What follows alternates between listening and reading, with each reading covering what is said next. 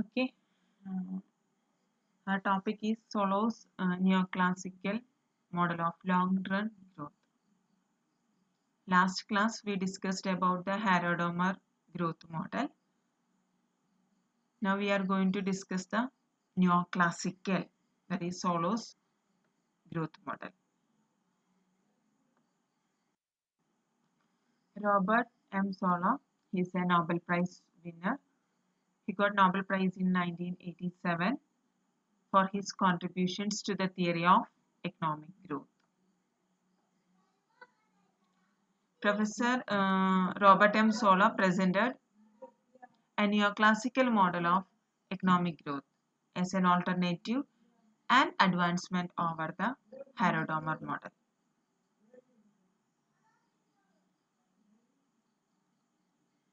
Solow postulates a continuous production function linking output to inputs of capital and labor which are substitutable.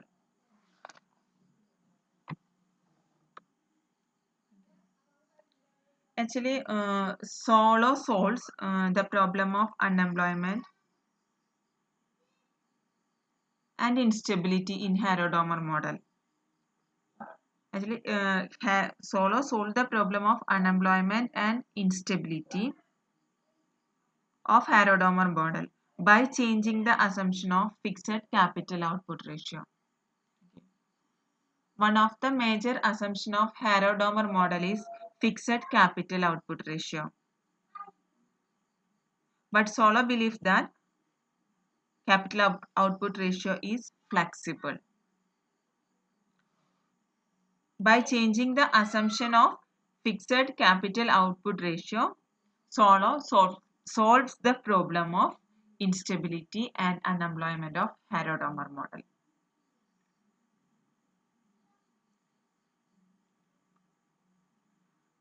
If actual growth rate is greater than the warranted growth rate,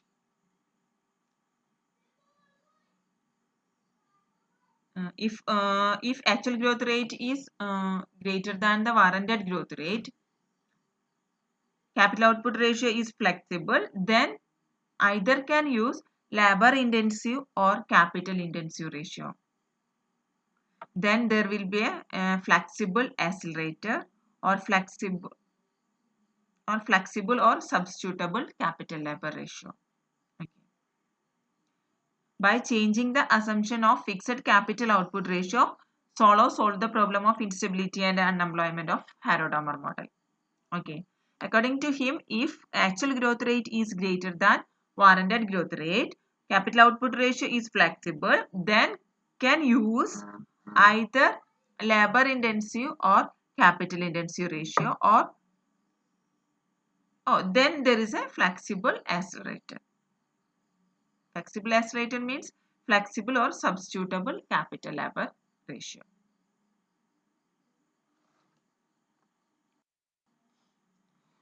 The main assumptions of Solow model. First one is a single composite commodity is produced in the economy. Only one commodity is produced. A single composite commodity is produced in the economy. And second one is law of constant returns to scale operate. That is, production function is homogeneous of first degree. Production function is homogeneous at first degree means production function will be Cobb-Douglas production function. Production function, Cobb-Douglas production function. It implies constant return to scale. Okay. Cobb-Douglas production implies constant return to scale, but diminishing returns to individual factors. Diminishing returns to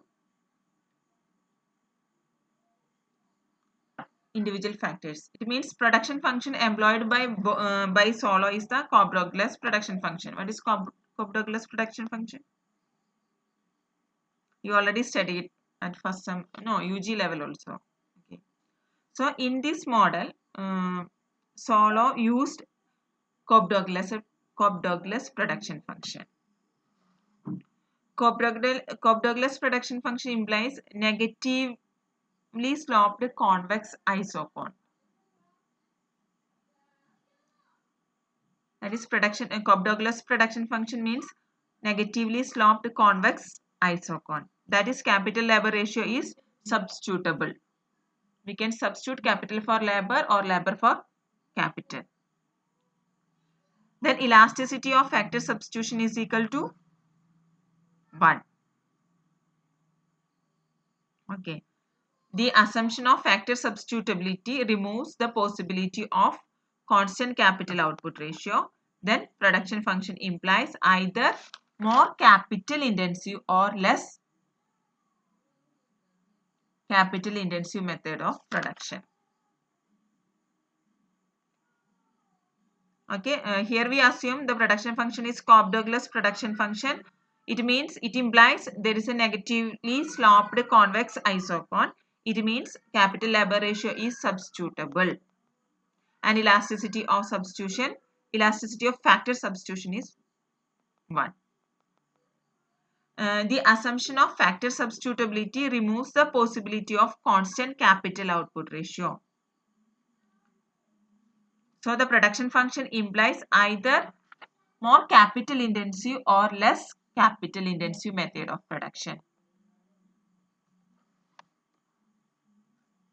Thus, the assumption of continuous substitutability of factors helps to remove the basic problem of Harrod-Domar. Basic problems of Harrod-Domar model, that is instability problem and unemployment. By changing the assumption of fixed capital output ratio, solve the problem of instability and unemployment of Harrod-Domar model.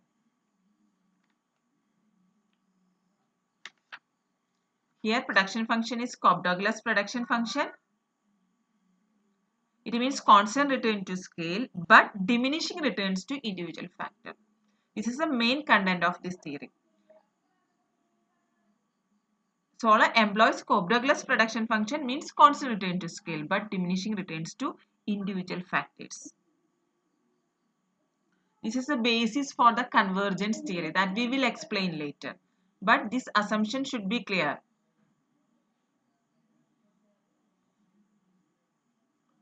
And there are third assumption is there are two factors of production, labor and capital, and they are paid according to their marginal physical productivity. Two factors of production, labor and capital, they are paid according to their marginal physical productivity. Output produced is regarded as net output. That is, proper allowance for the depreciation of capital is made. Output produced is regarded as net output. It means proper allowance for the depreciation of capital is made. And fifth assumption is flexible system of price wage interest prevails. There is a flexibility in price wage interest. The system plays an important part of the neoclassical adjustment process. The assumption plays an important role in the neoclassical adjustment process in case of growth theory. And sixth assumption is technical neutrality. That is, technical progress does not affect the balance between capital and labor in terms of their relative shares in national income. Sol assumes technical neutrality. Technical progress does not affect the capital and labor in terms of their relative share in national income. Solar treated technical progress as an exogenous factor. That also we will discuss later. Okay, the main assumption is technical progress does not affect the balance between capital and labor.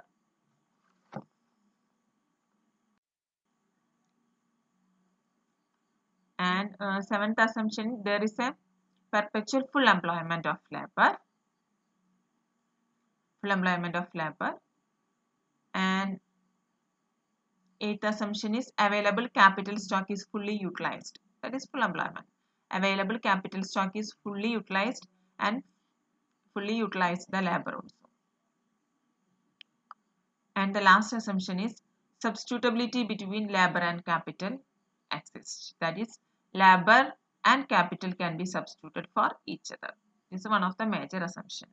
Substitutability between capital and labor exists. That is, labor and capital can be substituted for each other.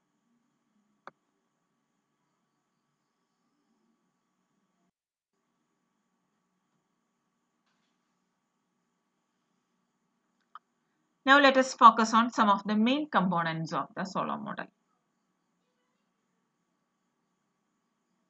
And first one is saving constitute a fixed fraction of national income.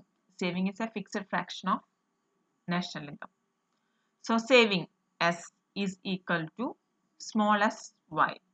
Symbolically S equal to, that means saving equal to SY. Saving is a fraction of income. That's all. One of the main component of Solow model is saving is a fraction of national income. And second component is production function is subject to constant return to scale. That's we already explained. Production function is subject to constant return to scale. That is, Cobb-Douglas production function is used. So there is a smooth Cobb-Douglas production function is used. So isocont of the production Cobb-Douglas production function is negatively sloped. It means there is a smooth substitution is possible between labor and capital. Is it? Okay.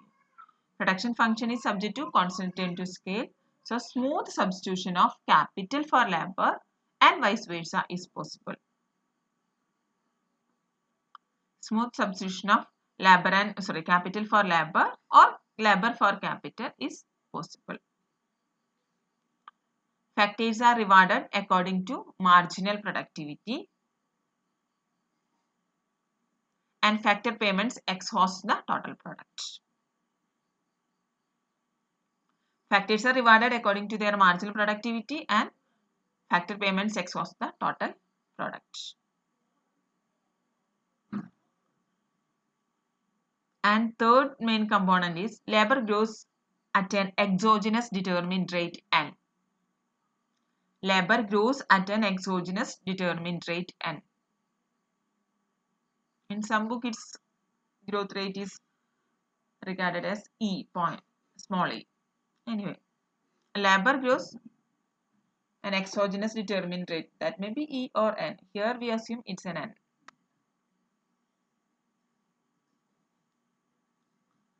And saving are always equal to investment. That is addition to capital stock, K star, K dot. Saving is always equal to investment. Investment means addition to capital stock, delta K, or here we represent K dash. Indicates the change in the quantity of that variable. The rate of change of a variable is denoted by the change in the variable divided by the original value of that variable. For example, rate of change of capital stock is denoted by change in capital divided by total capital.